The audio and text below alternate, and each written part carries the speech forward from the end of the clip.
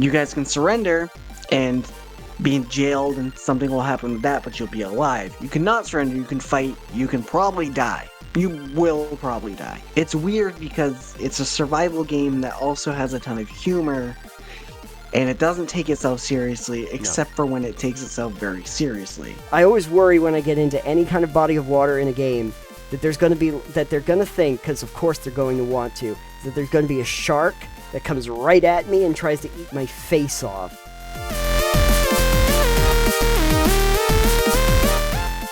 I don't know. Are you going to be able to survive Halloween? Nope. Good. Next time you see me, I'll be a ghost. Oh, excellent. Well, for anyone who might be listening to this or watching this in the future, know that Alex is indeed a ghost by the time this comes out. And I am also a ghost. That's my complexion. And we're hanging out in Ghost World. Thank you, All Hallows Eve. Thank you for joining us on Total Spooky Knockdown. I'm Nathan. I am Alex.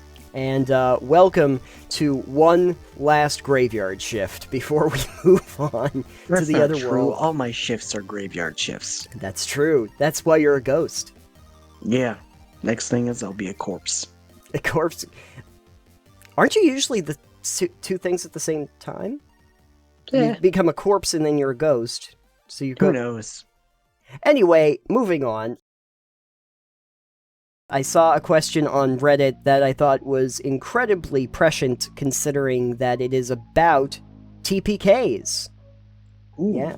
On topic, on brand. On topic, on brand. Yes, and not a Total Pebble Knockdown, mind you, but a total party kill. Potential TPK for level 13 party was the title. You should be able to deal with anything at 13. What you do is you just double the hit points on all the enemies. Oh. I assume this is D&D, by the way? It is. My party of players located the outpost of a tactically intelligent group they believed to be responsible for some politically motivated arson attacks. And they burst into it and kicked down a nearby door and went full force, throwing Firestorm and other powerful and loud spells. And in a matter of 5 to 8 rounds, they slaughtered 10 members of the group. One managed to scream out an alarm, but was slain. Then, my party stopped and held position while looking into some curiosity that piqued the wizard's attention. After a short time, a member approached from down the hallway with their hands raised and engaged the party in a conversation about lawful authority within the city, which the party engaged in for many minutes, which turned out to be a stalling tactic. The rest of the outpost surrounded them and attacked. And the party is in a really bad spot with the wizard and barbarian banished, the cleric in a silence spell, the druid and bard are outnumbered trying to hold one of the flanks. The enemies have offered to allow the party to surrender, but they are talking about fighting it out, which is almost certain to result in their deaths. These enemies would accept their surrender, disarmor them, and jail them, but in combat I cannot imagine I could justify them taking prisoners. Thoughts, advice, feedback. Your players are stupid. I'm sorry to tell you this. So here's the thing. Yeah. It's the enemy is intelligent, so it's not like they're just going to murder them on a whim, apparently. No. You know? So the party has the option of surrender. Mm-hmm. A lot of parties and players don't like doing that. No. Even when it would be beneficial. Yes.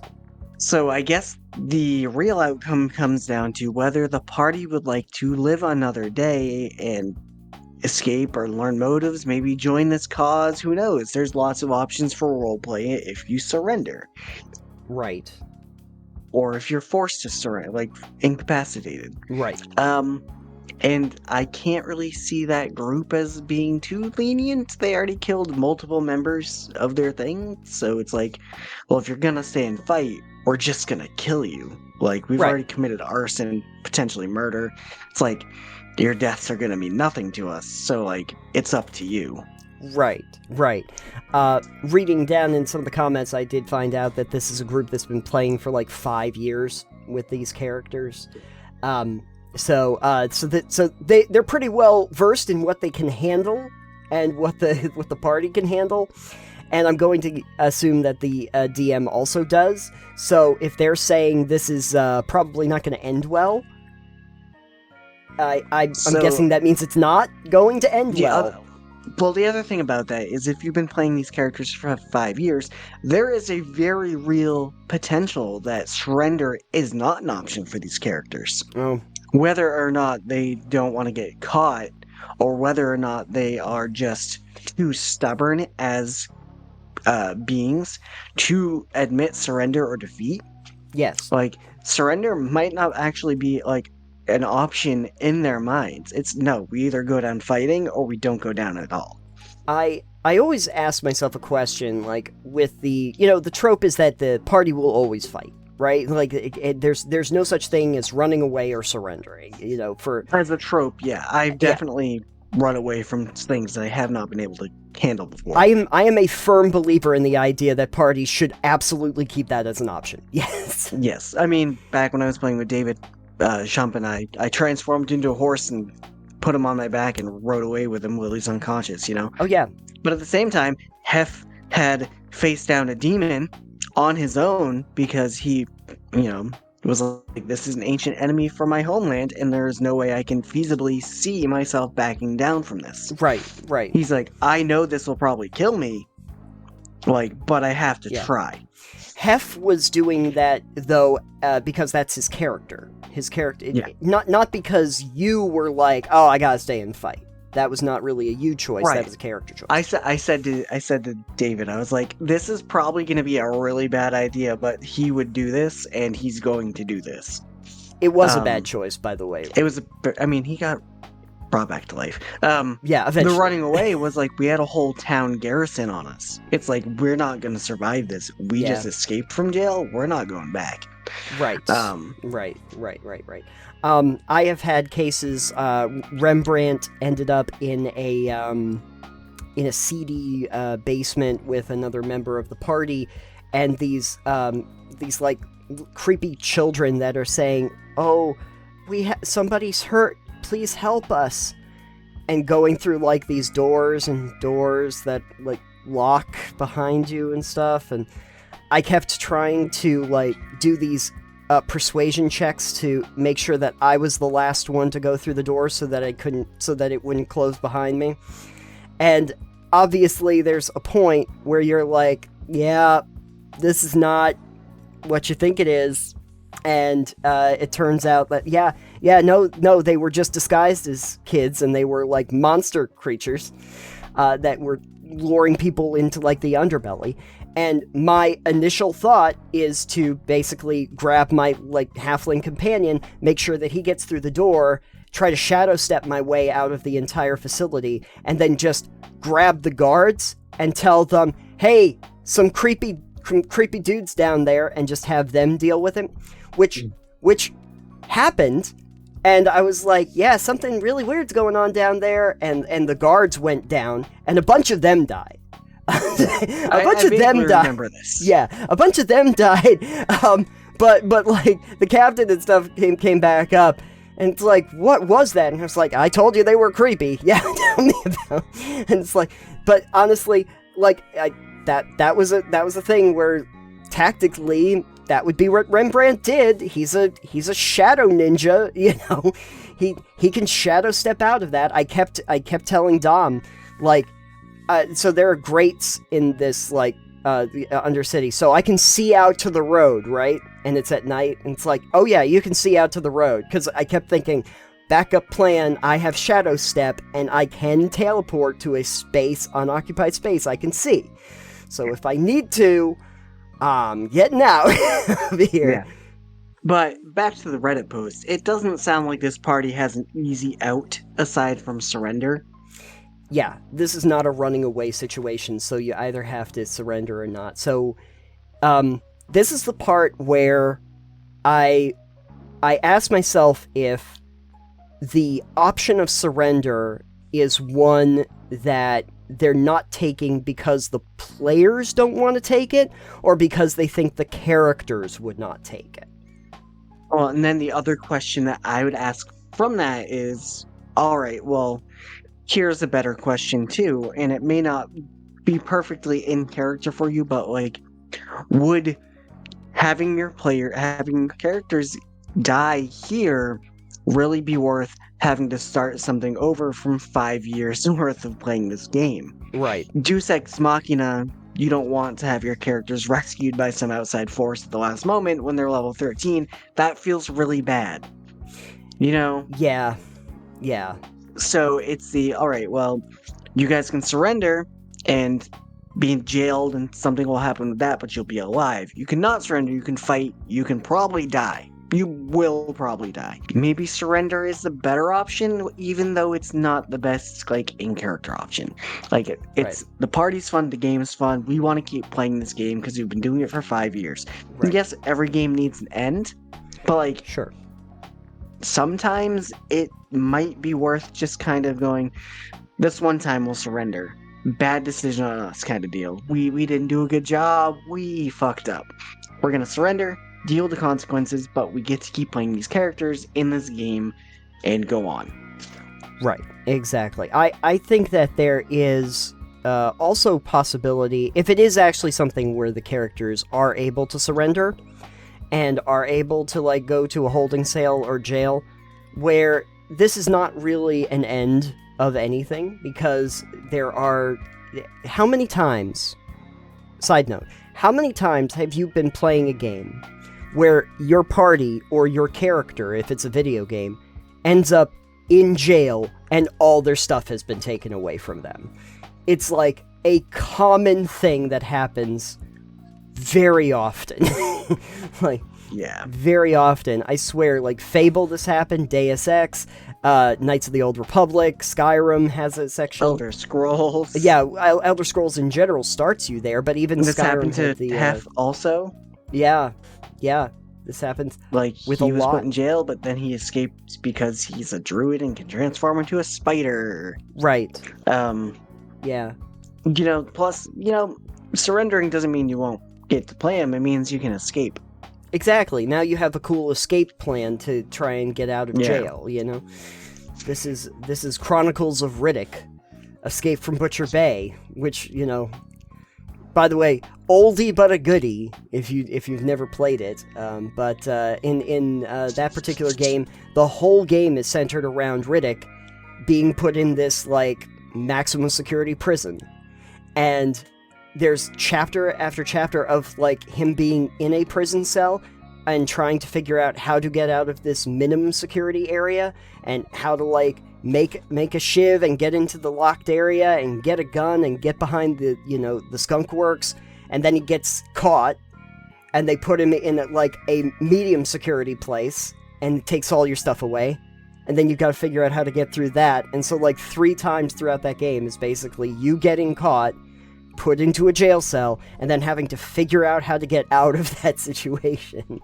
Right. And it works really, really well because it's interesting. I think one of the reasons why they do those segments is because, having now gotten very powerful and had all of your gear, taking that all away makes the characters start to think about how to be resourceful in that moment, where they really have to be tactical about how they plan things out. So I think that it's actually an interesting thing if you do get put into the jail cell, because there's a lot of fun things that you can do with that narrative. Someone had suggested about talking to your players and tell them what the situation is, and I don't want to be too meta about that, but I do think that it's worth telling players that, to make them understand the likelihood of this going well or not in this particular situation. If it's a party you've had for 5 years as well, I think you can probably get away with that. At least give some not so subtle clues about how dangerous it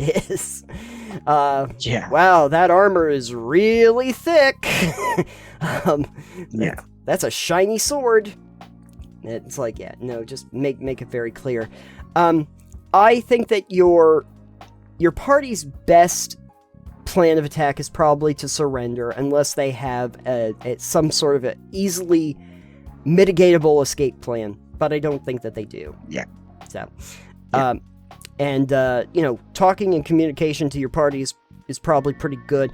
The only other thing I can say is even after, informing them and everything, if they still no, better to go out in a blaze of glory, or we're gonna destroy the whole facility if we can beforehand, at least let it, if they want to go out on an epic note, let them go out on an epic note, let them try to, go down swinging and, destroy what they need to destroy there for stopping the arsonist group or whatever if they want to. Yeah. If they're gonna die, I'll let them do whatever narrative thing they want. Yep. The whole Make it a cool death. Make it a cool death, at a certain point, if you're the party's gonna go, I'm sort of we're gonna throw out some of the mechanics here and just do the narrative to end this, of what you want to have your last actions be. So I guess that would be our thoughts and advice as a general rule of thumb when you end up in unsolicited advice. Brought to you by TBK. That's what we always do right here. Everything we say is unsolicited advice, for the record. Yes. So, if you find yourself in one of those positions, that would be our general play. Making sure that you talk to your players about it to explain the danger of the situation. Surrender's not a bad thing. Suck up your pride occasionally and do it if it makes sense. And if your party really wants to fight, make sure that it's worth it. make sure that their end of the story is worth it. So that would be what I would say. If anyone has any other thoughts about how you might want to deal with the situation, or additional advice that you want to give to the players, as well as the GM, let us know in the comments down below, and we will talk about it further. Alex, I hear that you have been exploring a little bit of space, the wacky world of space. Space. As Tim Curry once said. Spice. The final frontier. You had played a game that I played a long time ago, called Breathedge. I did. I was like, I would like to try this out. It looks interesting. I know it's free from Epic. I didn't pay for it, so there's your one caveat there. Right.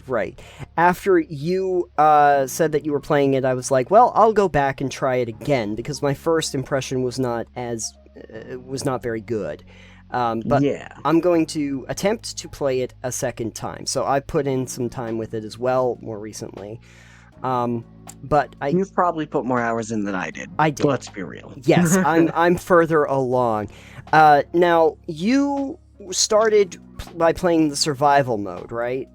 Yeah, I started with just the standard mode, and honestly, when I told you about it and you said that, yeah, you'd play some and then we can talk about it, I was like, all right, well, maybe I'll go back in and play some more, but I'm going to swap it down to the story mode because I wasn't really gelling with the survival mechanics. Yeah, what was the big problem that you were having with the survival mechanics? I can kind of imagine. So, okay, to preface this for anyone who's not played or seen Breathedge, it takes place in space. You have a little part of a shuttle that is there. That's your base of operations, I think, for the most part. It's where you start, but basically, yeah, the ship that you were on that's carrying all of these caskets, it's the Breathedge coffin company, or whatever they call it.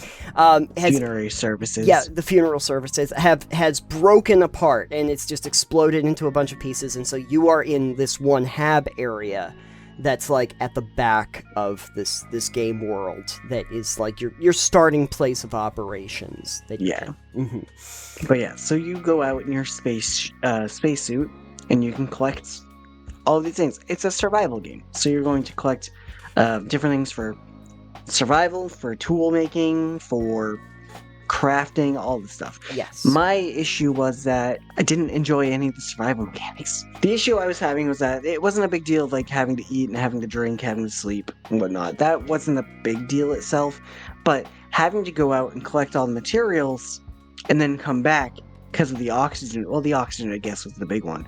Coming back every, like, less than 5 minutes to refill my oxygen. Sure.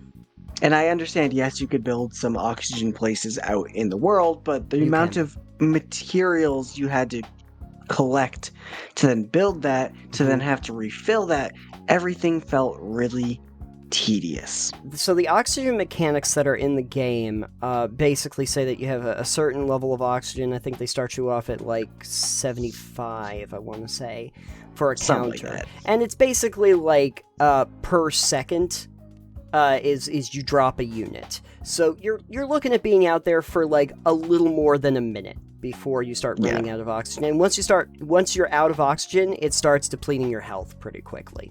Right. Now, there are upgrades in this game because you have equipment, and so the first one actually pretty much doubles it. It's like goes to 150.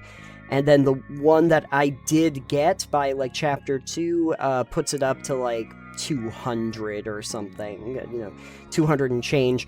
And there's also some more mobility ability because, as you probably noticed from the early game, you don't move very quickly. You don't. No. And that's, I think, part of it for me too, was that collecting the resources is tedious, but you're also not moving very fast, even with the accelerator that you get. Yeah, because you can start getting accelerators, but your accelerators really only increase your speed by like a couple meters a second. This is a little bit of an issue, only because they space out your places that you can go to, and you obviously have to consider return trips in order to get to your ship. And there are, the oxygen balloons that you can set up throughout the world, but you have to think very strategically about where you want to place those, because even in that first area, there are essentially like 2 different forks that you kind of have to take to get the necessary components to get to the next area. As you probably found out, there's like that one place where there's like the paint and the lead that you have to go over there, but it's a completely different fork from the from like the cold liquid line that freezes you if you're not careful. And you have to deal with both of these to craft certain things so that you're able to deal with the radiation to get to the next area where you find another ship. Something I remember having a problem with when I first played that I still have a problem with now is the inventory system. Yes. Every single unit that you get of a material takes up a block of your inventory space. If I collect 5 scrap metals, that's 5 inventory spaces. A paint and a few other things will take up 2 by themselves.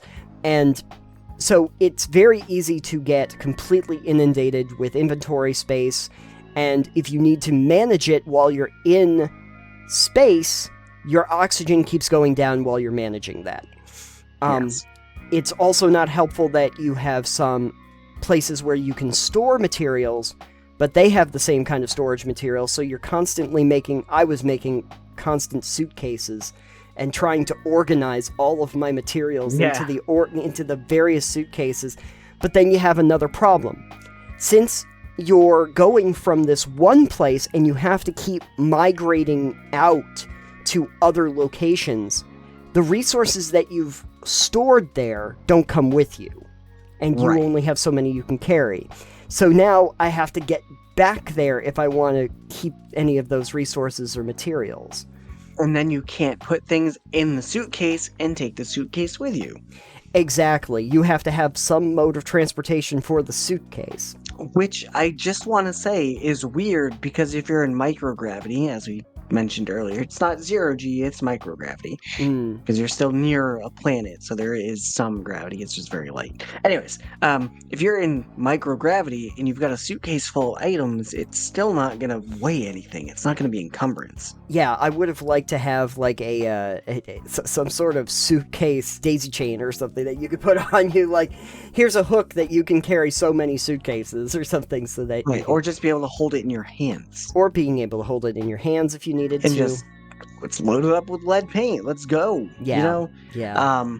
But yeah, that's an issue. I didn't really care for the inventory system, and then as per games that are crafting like this, having to have all the materials on your person is, I get it. You want to have them on you so you can craft things, but I personally think it's better when you can craft them in a small radius with whatever is around you. Yeah, I think that they're getting smarter about this because I've seen more that will just be able to pull from your chests and your overall inventory space with your chests at your houses. This does not do that. It came out a few years ago, so I don't know if that was a purposeful choice or if it's just the limitations of the time. The other thing that doesn't really help you with the inventory is the amount of tools that you need to have on you. Yes. That is one of the other things I really didn't like. Yeah, and the thing about it that's so unnecessary is, like, your tools are breaking down all the time. They have so many uses. So you feel like you have to keep backups in case you're in 0G, you have to get back to the ship, and your thing breaks, and now I, can't collect the valuable resources that I have. But then they also make, it seems like a concerted effort to, just have one tool that does one very specific thing. Yeah. I have a little magnet, a little magnet unlocker, and the only thing that it does is unlock caskets. That's it. That's the only thing it does. There is a tool that is like a soil analyzer. I think there's only one point in the entire game where I'm ever going to need it, but in the meantime, I have to craft it and I have to keep it in my inventory, and if I want to use it, I have to try to figure out how to arrange the 4 keyed in pieces that I have down at the bottom, which I don't understand. I'm playing with a keyboard and a mouse. Why can't I have 10? Just keyed into the different pieces. They'll still only give you 4. Maybe because they figure you're playing with a controller, and they figured the D-pad is the... On my first playthrough, because I started on standard, was with the controller. And you know what is 10 times easier to play? With a keyboard and mouse? This game. Oh, yeah, because when you're trying to catch stuff in 0G and you're floating... aiming and then collecting at the same point is so difficult with the controller. But with a mouse, I can aim and click at the same time. And they didn't figure that out. But anyway, yeah, so half of my inventory space was keeping food packets, oxygen candles, and all of my tools on me. It took up half to 2/3 of my overall inventory, depending on, where I was at. And just the fact that, you need this specific tool, this is the grabby tool, okay, and so I need to keep a grabby tool, and I also have to keep a smacky tool, and I also have to keep an analyzey tool, and then you get a laser pistol, which does different things than this. And I just kept thinking, there was such an easy way to get around this, is to eventually just, once you start to get too many tools, have schematics that are multi-tool schematics that do multiple things. Sure. Or have a way that you can repair your tool. Yeah, absolutely. In 0G, that you can repair it out in the wild. That would also be good. Playing on the story mode, which makes it so you don't have to worry about any of your survival mechanics aside from your health and freezing and radiation. Not having to deal with oxygen or food or thirst does help a bit to make it a little bit more, I'm hesitant to say fun. Sure. But it does help to make it a little more approachable, because no longer do you have to gather as much ice. Yeah. You don't have to gather the nutrition gel or the honey if you don't want to. You don't have to keep food and water or oxygen on you. It frees up so much inventory space. Oh, yeah. Yeah. I can totally understand that. The thing that I think is real unfortunate is that a lot of people might have pieced out on the game because of the frustration of those mechanics before they get to, Chapter 2, because... I believe it. Yeah, because you did too. You didn't really play much of Chapter 2. I didn't. I played it up until the beginning of Chapter 2. I got a couple of the engineering things, and I went... I was telling you earlier, I got to the point where it's like, hey, you can make this magnet thing to open up the caskets, and it goes, new task, open 200 caskets. Right, which I can tell you is a troll. That is absolutely troll. You I unlock a assumed yeah. it was a troll, but at the same time, it was like, nah, We I'm trolled done. right out of the game is pretty much what happened. That's the point it lost me, even on story mode, without having any of the survival mechanics being necessary. Right. I do want to say, though, as much as the gameplay didn't really catch me, and I really didn't enjoy it a whole lot, I enjoy survival mechanics a bit, but not like this. And this... the setting didn't really help a lot. Like, the story was interesting. Right. I will say that the one thing I really did enjoy about the game was the story. Yes. And was the humor. It's very irreverent, like through the whole thing. The one thing I did find, though, and I found this weird the first time, is that there is a bit of an interesting tonal shift between those two things, where we're very irreverent when we're talking about, like, the machines that are trying to get the story out of us at the very beginning, and the little log tapes that are, safety in you or whatever. You have the immortal chicken that you always have on you that never dies for some reason. For whatever reason, yeah. Yeah, there's a point in Chapter 2 where you have to get into, like, a military base, and you craft a military suit, and when you walk up to the door and the little robot sees you, you pull out the immortal chicken, and it's dressed in fatigues as well, and he goes, "Oh, hello, Captain Sir," and lets you into the military base. So they've got that going on. Especially when you're in the Habs. When you go out to space, though, it feels like they're trying for a completely different atmosphere.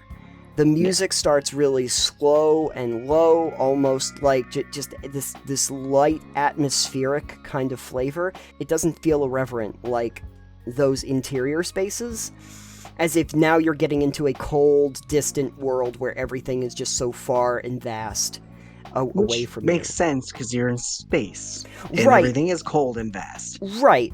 It's just weird that the tone is shifted so much between the reality of it. It has one of those issues I have, I think, with, like, Borderlands. Okay. Which is the gameplay is so far distant from the way they tell the story in tongue-in-cheek humor. Okay. And it's not quite as bad as Borderlands is with it, because Borderlands smacks you over the head with their humor every single chance they get. Oh yeah, even with the enemy names and missions, Yeah, everything is just there to be a little bit tongue-in-cheek, a little bit of the humor, a little bit of a lewd joke. This doesn't do quite as bad as that, I don't think, as much, but it's still very often.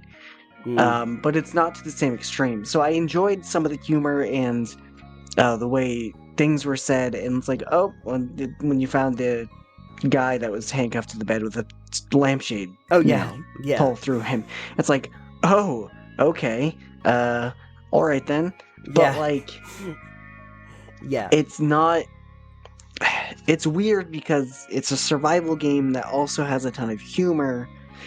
And it doesn't take itself seriously, except for when it takes itself very seriously. Right, which is usually the survival mechanics when you're out in the vastness of space.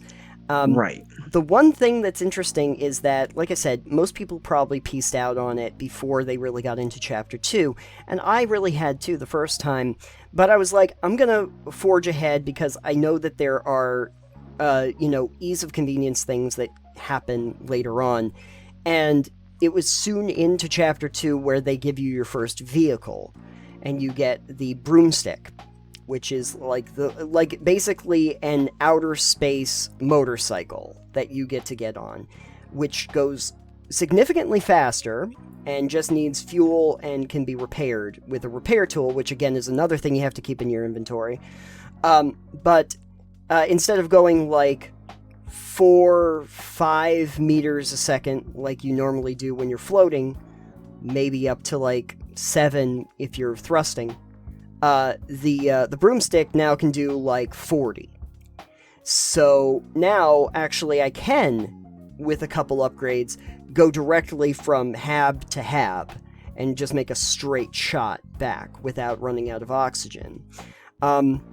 But then you get into the next section, and they're like, oh, well, we have to reduce the radiation so you can get to this next part.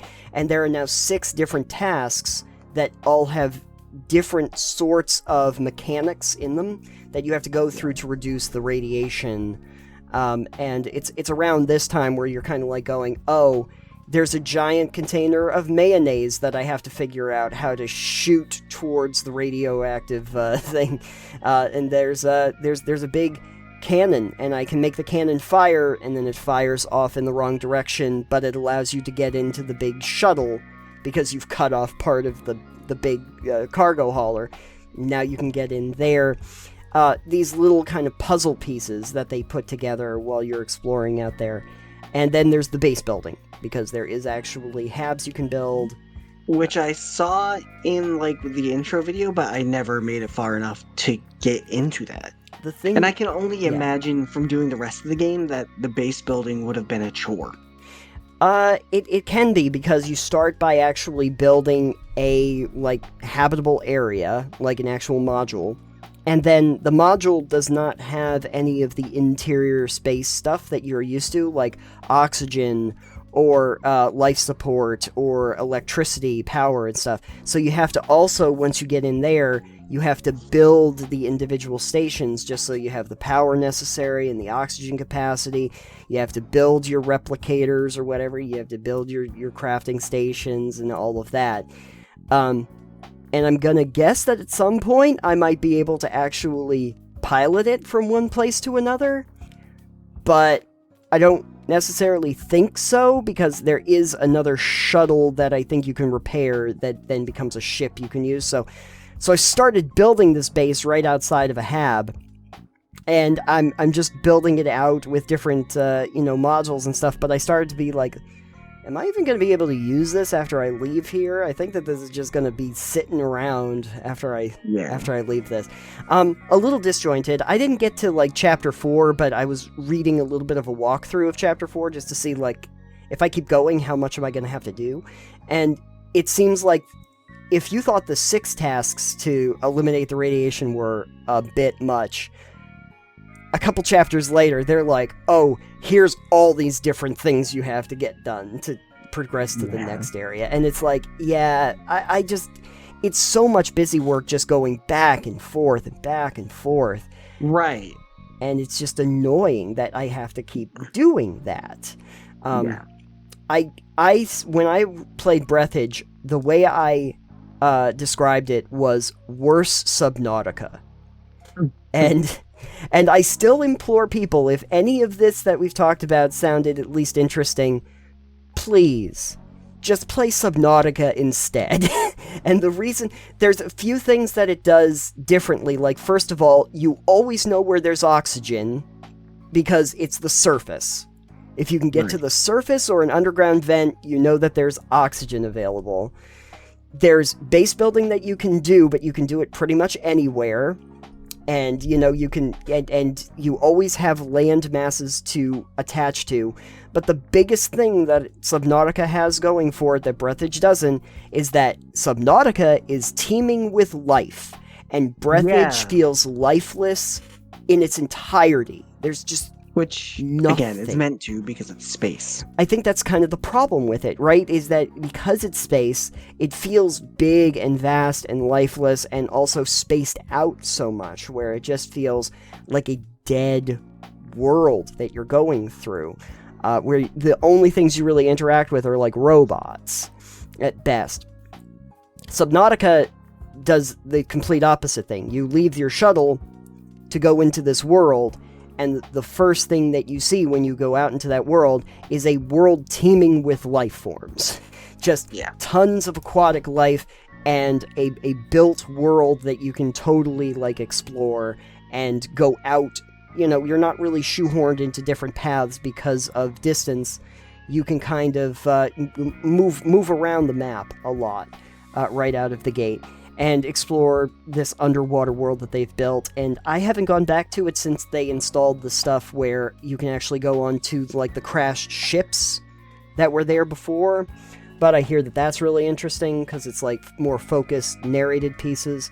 But There's nothing in Breathedge that's going to be as intimidating as seeing some of like those kraken creatures that are now coming for you, or investigating a wreck and finding out that there's like these little sand monsters that come out and go right in your face, or exploring kelp and such. Yes.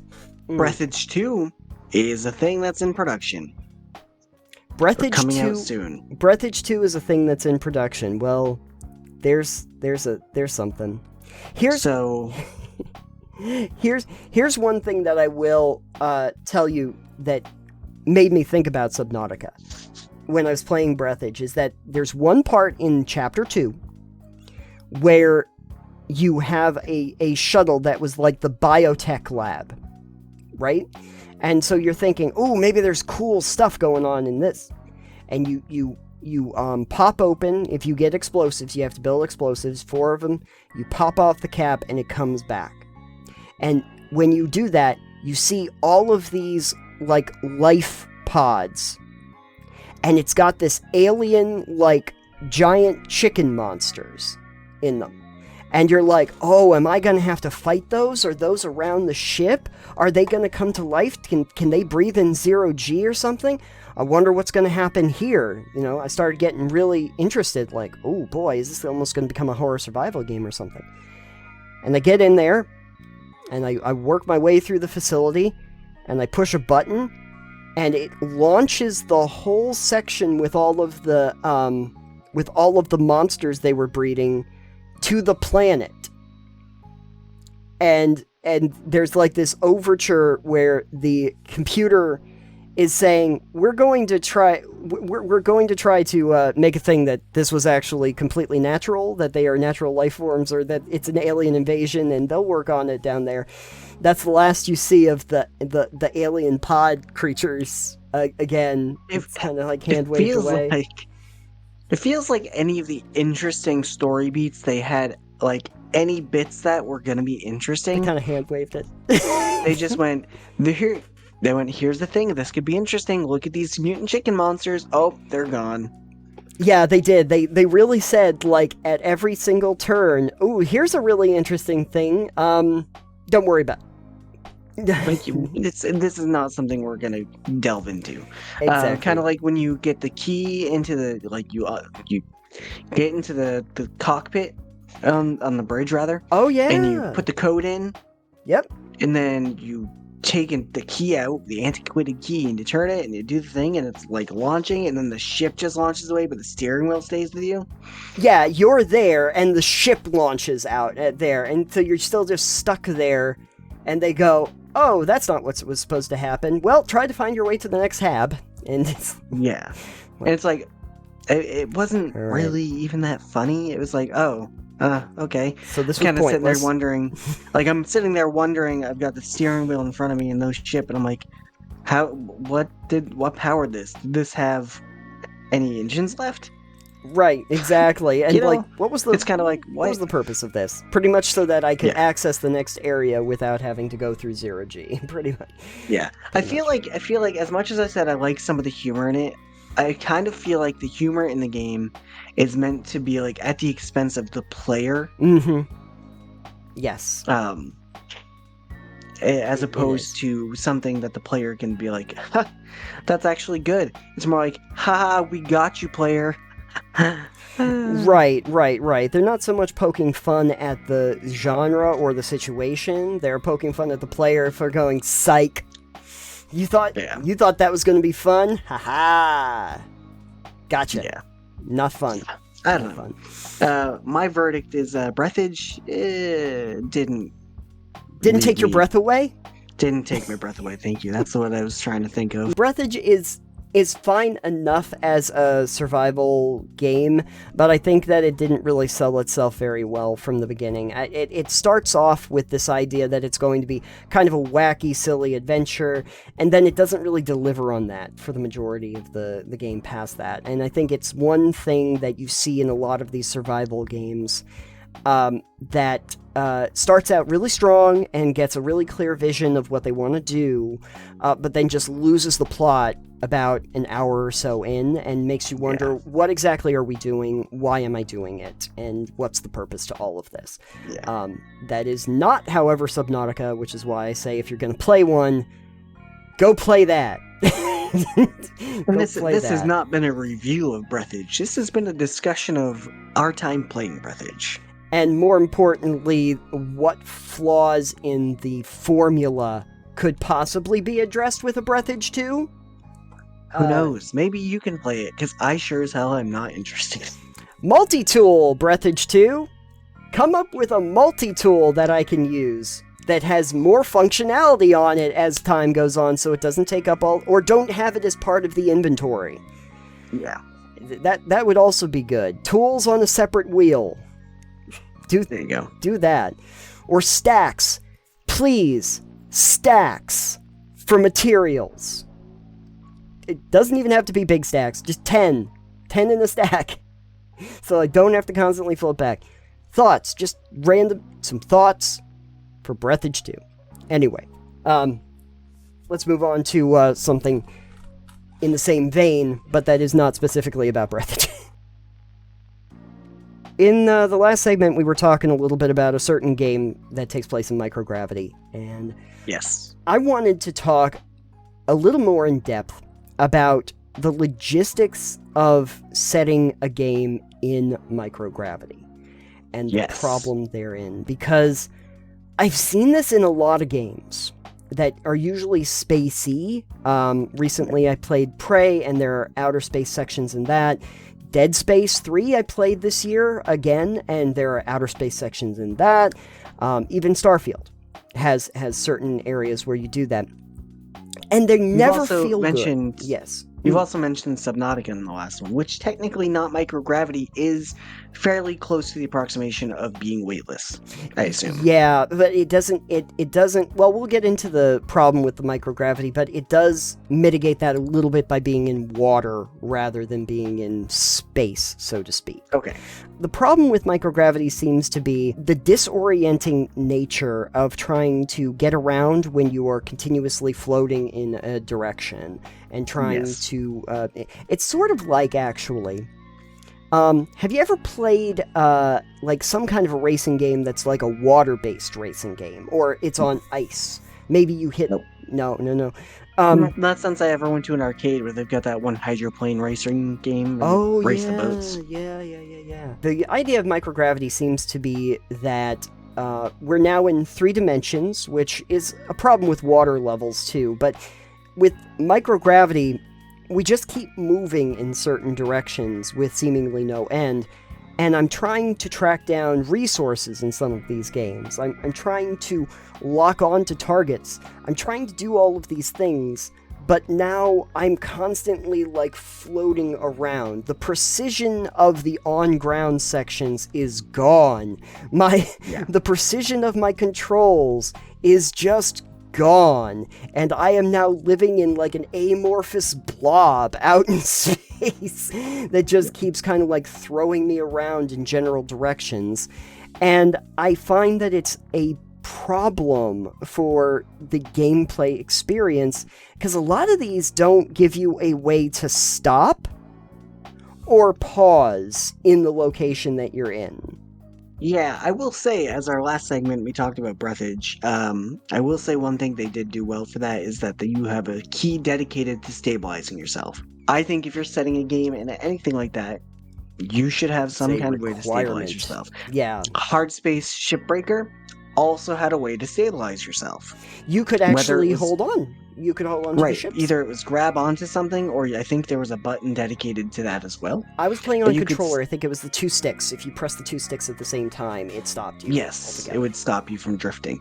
But you could stabilize yourself, and you could also rotate to orientate yourself how you wanted. Yes. So, those do it well. It's almost a requirement that you have to be able to rotate yourself around, and that you have to be able to have a way to stop at some point, because I've seen games that don't. In the few sections where Starfield gets you into 0G, like when you get to the artifact sites, I really just felt like I was floating into nothingness most of the time. And Yeah. it's tricky because they want you to hit certain glowing points to unlock the ancient artifacts. And so you're going towards them, and as soon as you hit it, it moves to a new location, but you're still floating backwards, so you're trying to compensate in order to get back to the other place. It's not a great system, and I'm thankful that it rarely is a mechanic that they utilize in that game, outside of a few really specific sections. But it just makes the whole game world feel much floatier than before. Literally, yeah. I'm not a fan of water levels as a general rule, even though I just said Subnautica was far better than Breathedge. For the same basic reason, I'm going into water and everything just feels very floaty, and I am now in 3 dimensions, so orientating yourself if you're trying to get to an objective becomes really difficult. Up and down, that's another thing I see some games really struggle with, is being able to explain to people, am I up on different levels, am I down on different levels when I'm going through them. Water is definitely one of those things that, similar with microgravity, games tend to have a hard time with, unless they are system specifically made for that to be the thing. Right. An example from the game, one of my games, is World of Warcraft, of course. You can swim underwater. Mm-hmm. And it's whatever. Aiming is a little bit hard. Telling distance is a little bit harder underwater. That makes sense, but it's annoying. Whereas during Cataclysm, they had a whole zone that was just underwater, and they redid the entire zone, or they did the entire zone, so that it made sense. Mm-hmm. And it felt like you were underwater, and it felt good being underwater. It didn't have the weird issue. If you were swimming, you were swimming, and if you were sitting on the floor of the ocean, you had an ability that let you bound across the bottom of the ocean. Mm-hmm. Increase your speed and let you breathe underwater and whatever. But the zone felt good because the entire thing was built around being underwater. Yeah. So it wasn't just you're swimming underwater in any other zone. It is just, you're underwater. This is the entire mechanic here, and we built it around that. Right. Yeah, I don't... microgravity definitely trips me up a lot more, I think, than even water, because at least in the water levels, usually there's a floor that you go to. There's an ocean floor. But also because there is some resistance, so they don't usually program it to be as floaty. But there is then one other problem when it comes to water, which is that resistance usually leads you to needing to accelerating really slowly, and so you have to decelerate it. You might decelerate pretty quickly, but you have to accelerate really fast, which in precise control games becomes a real issue. Or when you had to do the ship-to-ship combat in all of those games, where I have to figure out how to turn the ship around while it's floating into one direction. Yeah. It's the floatiness that's the problem more than anything. Yeah. And I think that microgravity ends up being really, really poor for that, because you don't always slow down. Now, Breathedge will also do a thing where if you just leave your controls alone for enough time, it will eventually slow you down to 0. But it's a process. It's a length of time. Which, if you're in microgravity, you wouldn't do that. Right. Or zero gravity even, it wouldn't do that. You would have to actively decelerate. Right. And, yeah. There's no air resistance in space to slow you down, which is why it's fairly easy to keep gaining speed with things. You go, hey, here's the thing with Breathedge 2. We mentioned how it was slow. Mm-hmm. You're 10 meters a second, but once you let off that, you go slower. It's no, in space, if you were to do go 6 meters and then propel yourself to go 10 meters, you would stay at 10 meters, and then more propulsion you add would just add speed. Right. Right. Even through all of the floatiness of it, the system still doesn't really abide by the physics of space. Right. You know, if I keep thrusting, I should continually go faster and faster and faster. It would just take longer than if I'm in a ship or something like that. But then if you're decelerating, you would also have to apply more deceleration Right. force to be able to stop. So it should be a process to speed up and then a process to slow down. Oh yeah, which would be fine. I kind of like the idea of saying, well, you got your accelerator on you, and you just thrust and you keep going as fast as you could possibly imagine going, but if you're not decelerating when you get to the other side and you hit anything, like you hit the smallest particles we put into the atmosphere, the little ship parts, it's gonna crack your helmet and damage you badly, you know? Yeah, and that's one of those things. Like, you know, as the people that are way smarter than us have mentioned, like, if you're going the speed of light, then deceleration becomes a big problem. Yeah, you can't even necessarily tell what you're decelerating to in the first place, because you can't see it if you're going the speed of light.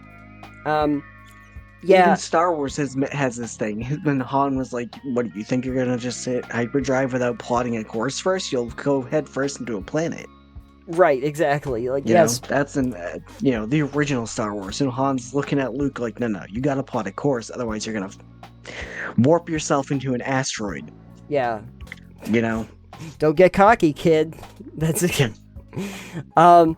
Yeah, no, you have to be conscientious about that because you're creating this big open space. I don't know the better way to solve that problem outside of just trying to mitigate using microgravity as a setting for exploration. But putting some kind of resistance mechanics in there just so that it feels tighter. I'm like out there in the middle of, Breathedge, like trying to figure out where all of these little tiny, resources are. These little globes floating in the atmosphere, and I'm going towards them and like quickly bypassing them and rotating back to try and orient myself to them. There's very few gains to what you're doing in that space. So either trying to figure out how to track stuff better so that the motion controls feel more stable in my hands, or putting things closer to me. I think one of the problems I've seen with so many space games is I played more than I thought I was going to just in the last few months. Is it doesn't need to be as spread out as this. You could have the distance to everything. This is, I've mentioned before, we've talked about it, space is setting where it's, guys, I get it, you want space to feel massive, but maybe for the players and for the scope of your game, maybe don't have it quite as massive. Right, we can limit the scope of this area and get the same amount of stuff out of it, because it's usually just a lot of mindless traversal through the black inky void that you've provided to us. It's definitely not my favorite part of games. And I usually am yearning for a place with gravity that I can set down on. The only times where I found it interesting in, like, Starfield, for instance, was when they said, hey, here's planets that have, like, really just low gravity. And you could use your thrusters to, like, bound really high up in the air and over terrain and then come...